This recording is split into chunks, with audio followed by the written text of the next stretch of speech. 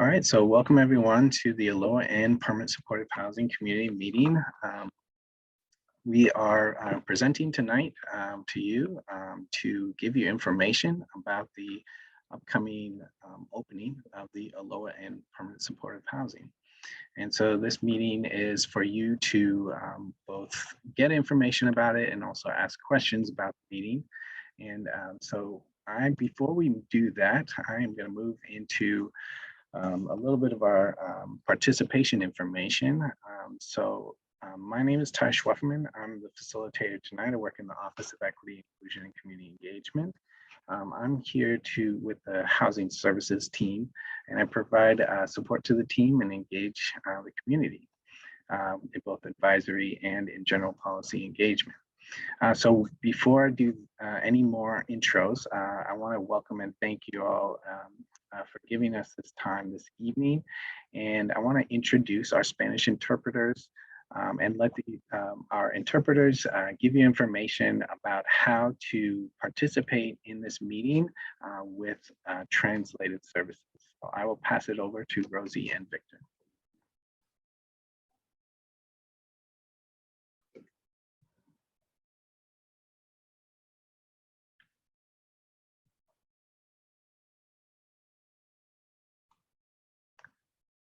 Rosie or Victor, can you present in the English Ty? channel? So, okay. Rosie says that you would need to end the interpretation because we can only hear her on the English channel. Oh, okay. I believe is what she.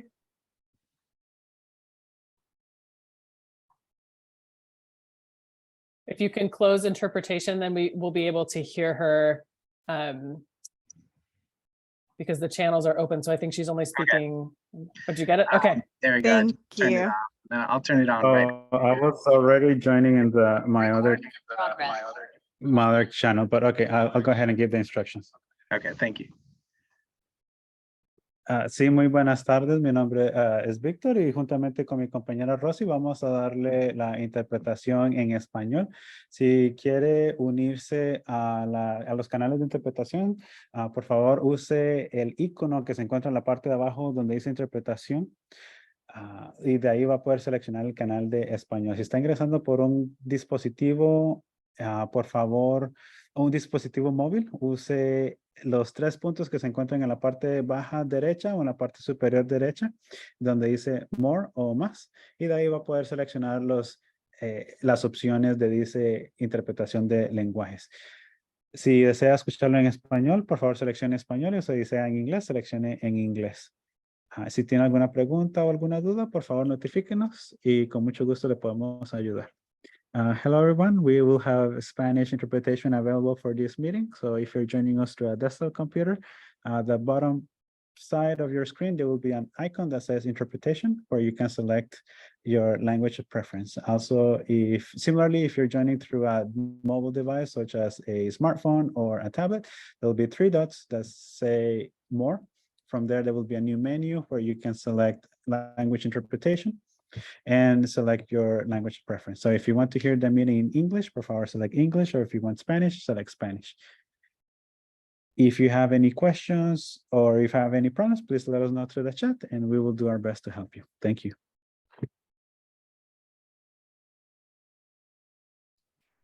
All right, live interpretation has been switched on. So go ahead and for everyone, go ahead and select either the English or the Spanish channel and we'll get going. So another thing, in terms of participation, I want to encourage folks to keep on mute. You can have your cameras on or off, it's totally your option. You can see both of the symbols for how to mute and how to start your video or turn off your video there on the right-hand side of the screen. If you do want to participate in this meeting, ask questions, you can go ahead and raise your hand and we'll track that and make sure that we're getting to all the questions that are being asked. And feel free to participate. Before we move on, I do also want to acknowledge that engagement can be hard, and we want to continue to find ways to include communities of color and marginalized communities that don't typically participate in decision-making processes. And so we do that by making sure that this is accessible in any ways that we can accommodate and support your participation. We want to do that, especially with folks with lived experience, immigrants, people of color, and historically excluded communities. Now I'm going to share with you our land acknowledgements. Washington County went through a process in support of the Confederate Tribes of Grand Ronde, Nez Perce, Siletz, and Yavapai people, and adopted by the Board of County Commissioners in January of this last year.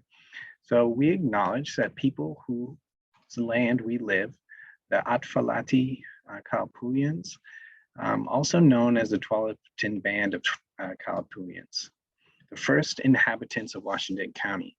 We are grateful for the land that we are on, Kalapuyan land. Signers of the Willamette Valley Treaty of 1855 were moved from their homelands to the Grand Ronde Indian Reservation. Today, their descendants are tribal members of the Grand Ronde and Siletz tribes, carrying on traditions and cultures of their ancestors. We acknowledge and express gratitude for the ancestors of this place and recognize that we are here because of the sacrifice forced upon them. In remembering these communities, we honor their legacy and their lives and their continuation in our community. Please reflect on the role that government has to play in the painful and colonial history, and reflect as well on the resilience and healing of the indigenous lands and communities. We would like to invite everyone to collaborate and work together with the tribes and take care of the land and water and the people who inhabit this space.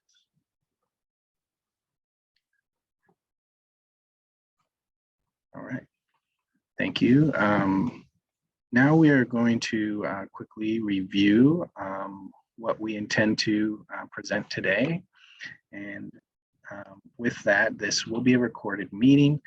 We'll make this available after this meeting on our county websites. So this meeting is an introduction to the Aloha Inn, the partnerships that were made, that made it happen in the community we will be building together. We also spend time with questions and answers, and you can ask questions of any of the staff and any of our community partners. With that, I'd like to turn it over to Jessie Adams, who will be presenting.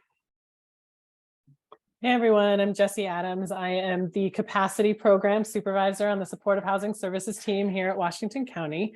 And what that very vague title means is that I work throughout the county to site our permanent supportive housing units, which is what we're going to be talking about today. The Aloha Inn is our very first all permanent supportive housing building in the entire county. So everyone is really excited for this building to open, and we're really grateful to our board and electeds and every other person who worked really hard to make this happen. So we're going to dive right in here to the next slide. We're going to talk about how this happened. All right, so the Supportive Housing Services measure passed in 2020, and it is a tax on high revenue businesses and high income earners throughout the metro area. So as you can see here in the logos, the metro area is Multnomah County, Washington County, and Clackamas County. So this tax measure supports supportive housing services in all three counties. Before this measure passed in 2020, Washington County's homelessness response budget was $5 million. And this tax revenue has increased it to a budget this coming up year of $75 million, which is incredibly great. This is the best or the highest amount of investment in a homelessness response system in the country, actually. So we're really grateful for the metro area voters that made this possible. So we are really building from nothing, right? 5 million to 75 million is a big change. So SHS's goal, the measure's goal, is to fund shelter, housing vouchers, and supportive housing services with the goal of ending chronic homelessness in the metro area. And as you can see on this slide, there are over 5,000 chronically homeless individuals across our region. So the three counties together are working with Metro to, with the goal in mind of ending chronic homelessness. Next slide, please. All right, so how are we going to do that? That's a big goal. So the SHS measure in Washington County specifically, this is again replicated in Clackamas and Multnomah County. They have funding as well. But in Washington County, that means we are going to fund 1,650 long-term rent assistance vouchers. So that means rent assistance for as long as the measure is in place, coupled with case management supports to help people keep long-term tenancies. 500 of those 1,650 are going to be permanent supportive housing units like the Aloha Inn. So that means, yes, the rent assistance, yes, the case management, but also wraparound services that are on site, like resident services and behavioral health support and case managers on site to help support high needs vulnerable populations maintain long-term successful tenancies. We are also going to site 250 shelter beds throughout the county with housing navigators at each shelter site to work towards permanent housing, like the PSH at the Aloha Inn or any of the other long-term rent assistance vouchers that the county has available.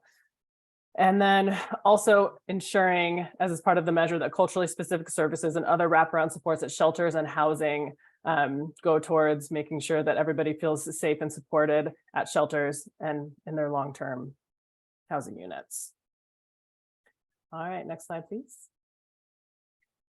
Okay. So what is permanent supportive housing? I'm going to pass it to my colleague, Chelsea Blair, who is the permanent supportive housing program coordinator. And she's going to talk to you specifically about what that means. Yes, I'm Chelsea. I'm the new program coordinator for permanent supportive housing. I just started on in November and did a lot of this type of work in Los Angeles County, and excited to bring those lessons learned to Washington County. So permanent supportive housing is a bit different than what you might see as far as permanent housing in the community. One thing that we're doing in the community is having permanent rent subsidies. So a participant can go and rent a unit anywhere out in the community, and they can get a rent subsidy for that unit and live there as long as they want. And these subsidies are generally there as long as they need them. That's why they're permanent. And permanent supportive housing is basically a step above that. So generally, when someone's just out in the community and has a rent subsidy, they might have a housing case manager who they might go to their office to meet, or they might have to go to their unit to meet with them. And they basically start building supports around them as they stabilize. In permanent supportive housing, all of those supports are on site. So when we have permanent supportive housing, we have housing case managers who are going to be there at the building, which is a lower barrier than having to schedule someone who's out in the community. They're just right there. You can go to their office. We also have the addition of more community events and building-wide events, just more programming and linkages to mental health services. So it's very similar to best practices of housing first. So getting someone into a stable housing first, and then wrapping around services to get them to other goals, whether it be medical goals or goals towards getting income or just stabilizing in their life. Permanent supportive housing helps those who need extra support. So being able to have supports on site, it makes it a lot easier to wrap around, and is great for those folks who might have a higher acuity, which basically just means they've got more barriers, they've got maybe difficult disabilities that they're living with, and it helps them create those independent life skills and get those level of care that they need. Also, along with all permanent supportive housing, it reduces the costs associated with crisis services, with hospitals, jails, any types of institutions, especially with these types of participants. These are generally people who have higher levels of being hospitalized, who have maybe been within the jail and prison systems. So this can be really helpful for that particular group, and to also reduce costs very substantially. Next slide, please. So this building is really exciting. It's the first of its kind in Washington County. It was a motel that's been converted into 54 studio units. They all have full-size bathrooms, kitchenettes, AC in each of the units, and Wi-Fi throughout the whole building. There's also a couple of community rooms. There's a community room with the community kitchen, and there's also a laundry on site. The whole building has secured exits and entrances with a fob key access that's only accessible to residents and staff. There's also security cameras in the communal areas and just outside the building. And there is security overnight, and as well as desk monitors who are at the reception desk. So it's a really exciting building where there can be lots of different community events and can house 54 households, which are going to be 1 to 2 people for each studio. Next slide, please. So with this particular project, we're going to have a lot of great on-site supports. So all of the participants are going to have a permanent rent assistance through the Supportive Housing Services ARLA rent subsidies. And so they're all going to have that. They'll be paying 30% of their income towards rent, and all of it will be covered. Utilities will all be covered by the owner. There's going to be, like I said, on-site laundry. They each have a small kitchenette, but there's a larger kitchen if they want to do a bigger meal or have group meals. There's going to be 2 housing case managers on site. We're basically going to help them all things keeping them housed. So if they need any help with life skills, anything at all to make sure that they can stay in their unit and follow the lease rules, that's what they're there to help with.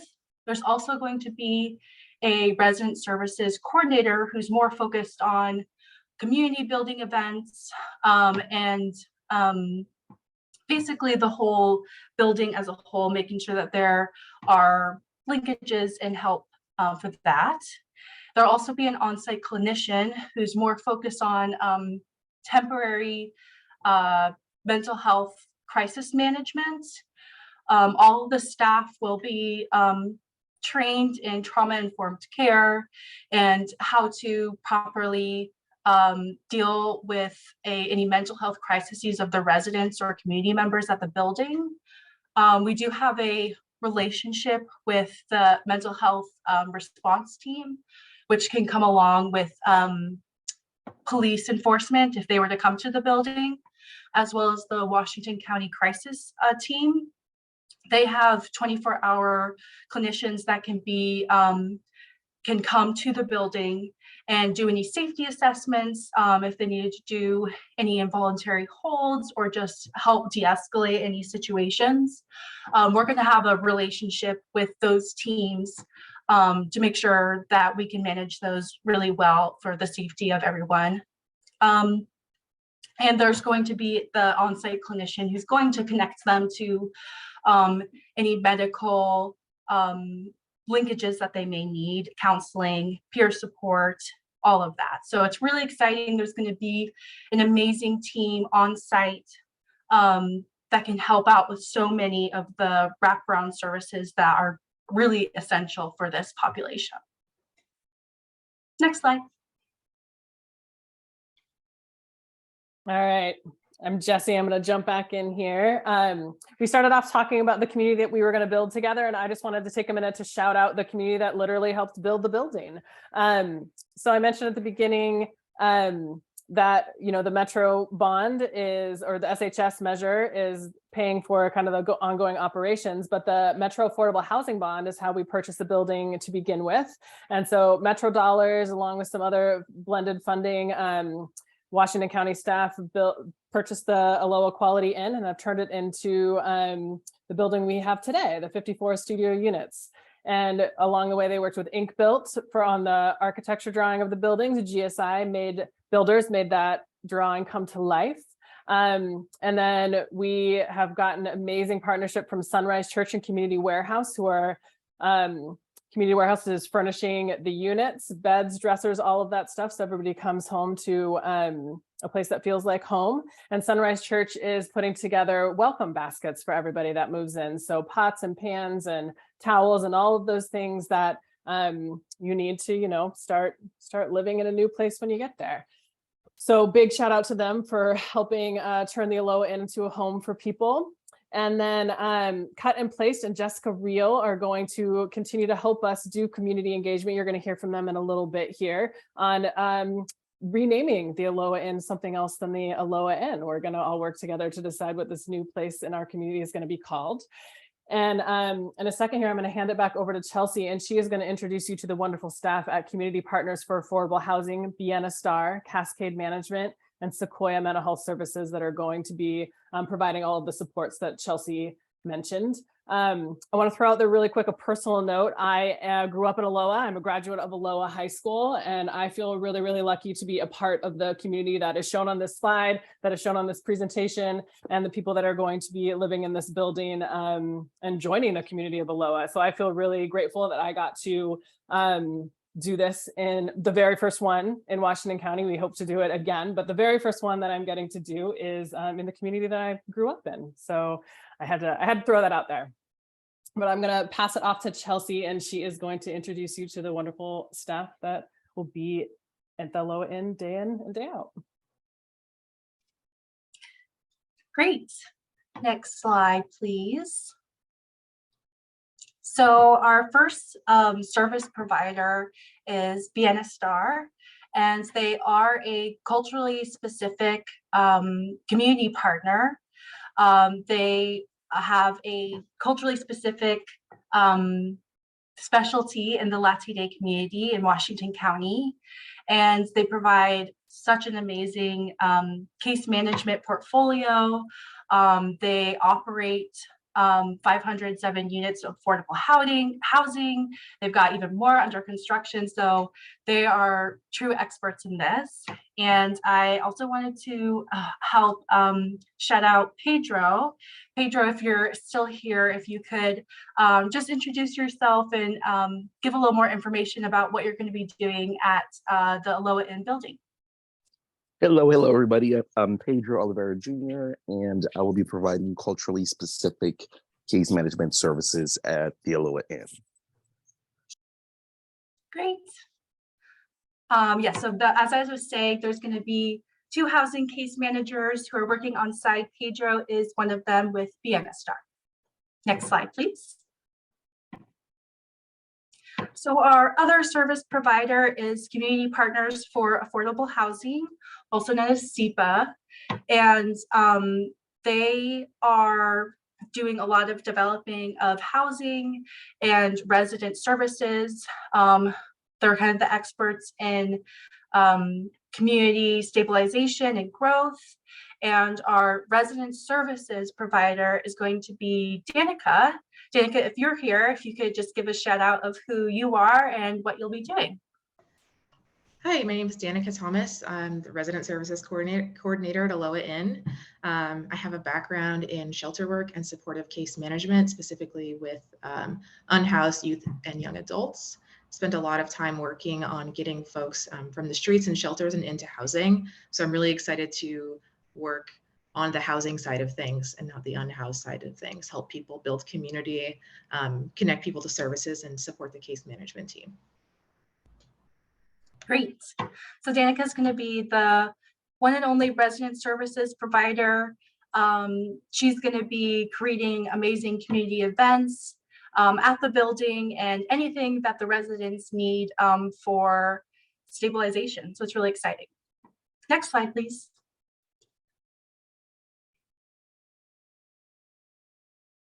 Okay, so our third community-based service provider is Sequoia Mental Health Services. They provide on-site behavioral health supports to all of their participants. They specialize in mental health crisis, substance abuse, and any other supports. And we're going to actually have 2 on-site staff from Sequoia.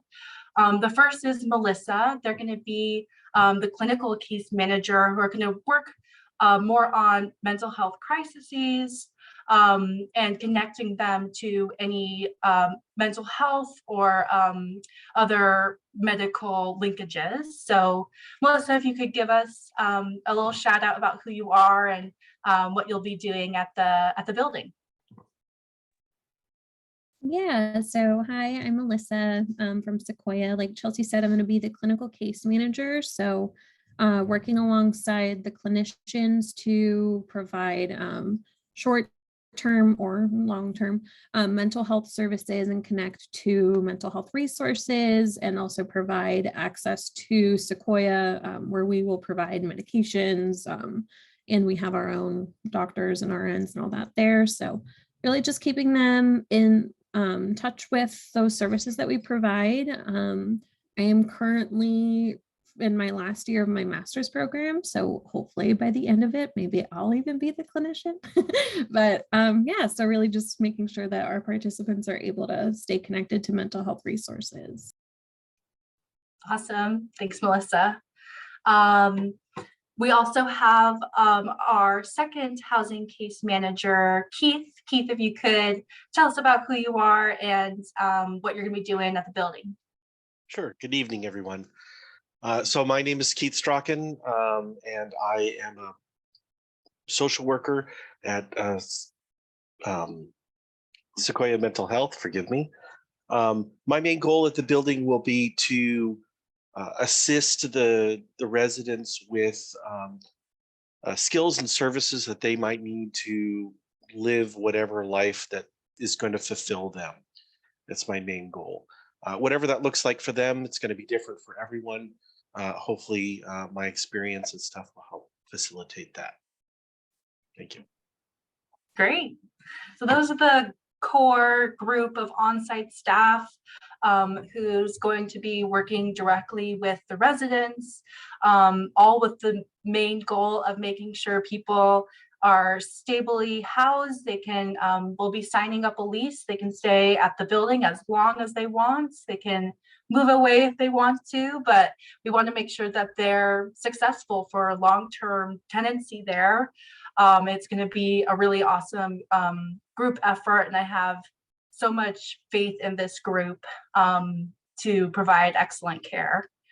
Next slide is our other community partner, Cascade Property Management. So like Jesse explained, they're the Housing Authority, Washington County owns the building, and Cascade Property Management is going to provide the property management for this building. They are a really, really amazing partner. They know what they're doing. They've got 185 properties throughout Oregon and Washington, and they're going to have quite a bit of on-site staff. There's going to be a community manager who's mostly going to be helping with lease ups, anything to do with leases, notices, everything that property management would do at any other residential building out there in the community. There'll be an assistant community manager who will help them with that. And then there'll also be reception desk monitors. There is a rather large reception desk right as you walk in, the main entrance, and there's going to be 24-hour desk monitors there. And overnight, there will be, like I said, security because the desk monitors are going to be pretty much the only staff who are there. So Cascade Management has been helping us with all the applications that have been coming through. We even have a couple of approved applications, the very first that are rolling in. So it's getting really exciting that we're starting to have residents go through this process and eventually move in. So I also wanted to introduce Tiffany, if you're still out there, explain who you are and what you do at Cascade. Thanks, Chelsea. Yes, my name is Tiffany, and I represent the staffing side of Cascade Management. We have been in business for 49 years, and we've been managing thousands of PSH units for decades. This is definitely not a new type of housing for us, and we're really excited to see this finally built. I will be playing a role in the beginning part of the property and helping with getting individuals approved through the review process for housing and getting them placed in their units, set up with the service providers, and coordinating with all of our partners to help make their new housing a success. And then there will be other staff that, like Chelsea had mentioned, that will be also at the site and more in a permanent form. But that pretty much sums it up. I will be supporting all efforts to make this a very successful home for many. Great, thank you. Next slide, please. Oh, look, it's me. So like I said, I work with Washington County. This has been a really big project with so many great supporters at the county. So we've got the development and asset management who made this building what it is, made it happen from a motel to a residential building. Moving forward, the main contacts are going to be me for the services side, and more on the business side of being an owner and the actual managing the building is going to be M. Nichols. So yeah, I've been doing housing case management, like I said, in Los Angeles for 4 years, where it was all permanent supportive housing. And there hasn't been a building quite like this before in Washington County. So we're hoping to get a lot more contracts with buildings just like this all throughout Washington County. So it's very exciting that this is now finally opening.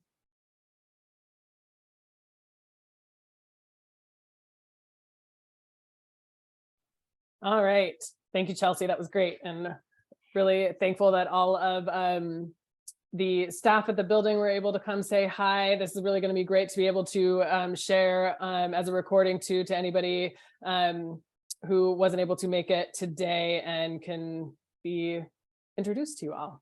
So I just wanted to again emphasize that we're building a community here together, and that days like or things like this will continue. We're gonna continue to engage nearby residents, businesses, property owners, again to ensure successful long-term tenancies and integration into the surrounding community. Chelsea talked a lot about the safety at the building for the people that live on site. And we're also going to continue, as I mentioned, to do engagement. And we have one very specific upcoming engagement that we want to make sure that everybody is aware of. And I am going to call on Laura from Cut and Placed to talk about the property renaming and art for the building. I'm super excited for this process. I'm really glad that Laura could be here with us tonight. So yeah, Laura, can you talk to us a little bit about what you do and what we're going to do for the Aloha Inn in particular? Yeah, sure. I'd love to. My name is Laura. I'm a professional artist, and I hold a lot of community events for brainstorming sessions and community connections. And what we're really excited to do is to collaboratively produce artwork that illustrates our evolving landscape and fosters creative brainstorming towards naming the Aloha Inn. And the way we're kind of doing that is through two sessions. We're holding a large public session, and I am going out into the community and asking for people's pictures of Aloha. I'm working with Aloha High School. I'm working with Aloha Community Library and other areas in Washington County. We're reaching out via Nextdoor and local store owners to call as much actual visual fodder of the community as we can. And we're going to also be doing collages that will hopefully jiggle some ideas loose to help the community feel involved in the renaming. And then we'll also be holding a smaller session And I was so excited to hear everybody talk so much about mental health, because collage can be a really beautiful vessel and accessible tool for people to foster their mental health. It's been really integral in my life and my mental health and so many other artists I know. So what we'll be doing is working with Danica and Chelsea to introduce collage art to the community members. And it's a form of art therapy that they can do in home, at private, and kind of work in conjunction with the other mental health providers on site. And the event will be April 1st. We're looking at for the larger community event to be April 1st at the Aloha Methodist Church. And I'm happy to answer any questions. And if there's anyone even on this call who's from Aloha and has old pictures, or your parents have old pictures of the community, I'd love to grab them. So. She has already hit me up for my Aloha High School yearbooks, because I made the mistake of telling her that I went to Aloha High School. So yeah, I would love to have anybody on the call, or anybody who is listening to this recording afterwards, of course, is welcome to join us at Aloha Methodist, which is just down the street from the Aloha Inn, on April 1st. And we'll be sending out additional communications about that. So and I did want to say that we are going to engage residents of the building in that process, and that our goal at the end of that process is to use those collages and that art to come up with a name for the building that the residents will be voting on as well. And I think, Chair, did I see your hand go up? Yes, you did. Thank you, Hi. Jessie. I appreciate your noticing my hand.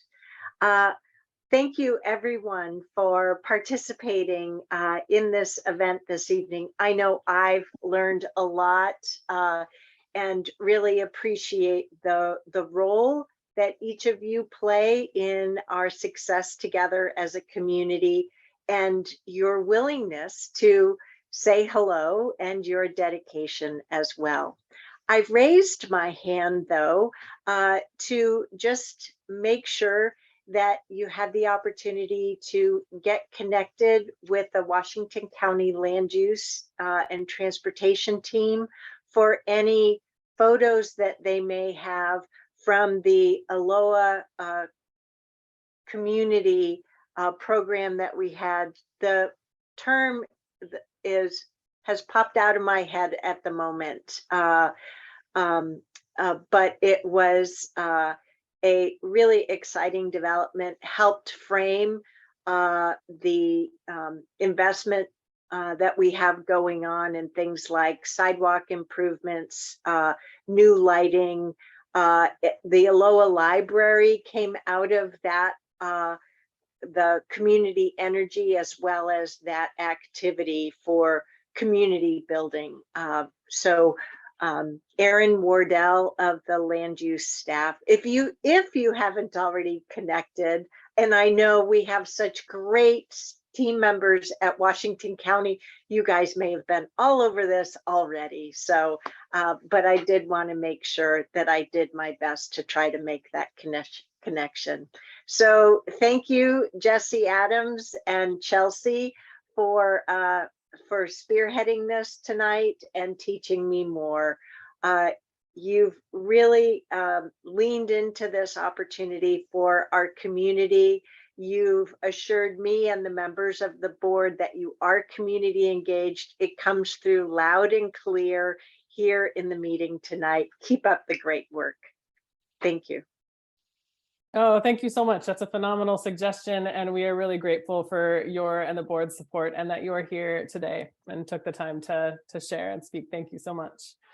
That about closes us out for tonight. Actually, here is some additional contact information. If any questions occur to you, or as the building opens and people move in, feel free to reach out to. There was contact information on the slides that Chelsea shared as well with the community partners. So scroll on back in the recording and check those out if you need to.